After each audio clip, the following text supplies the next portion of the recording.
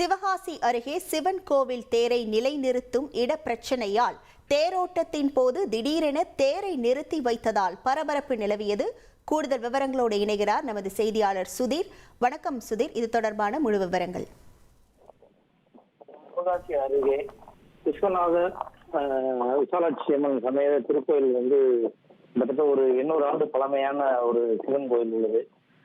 இப்ப சில மாதங்களுக்கு முன்புதான் கும்பாபிஷேகம் நடைபெற்றது. அப்ப அந்த கும்பாபிஷேகத்தின் போது ஏற்கனவே கிழக்கு, மேற்கு, தெற்கு பகுதியில 3 வாயில் உள்ளது. இதுல இப்ப வடக்கு பகுதியில ஒரு புதுசா ஒரு நுழைவாயில் அமைக்கப்பட்டாங்க. வழக்கமா அந்த கோயில்ல உள்ள தேர் நகராட்சிக்கு சொந்தமான ஒரு பொது இடத்துலதான் நிறுத்தி வச்சிருந்தாங்க.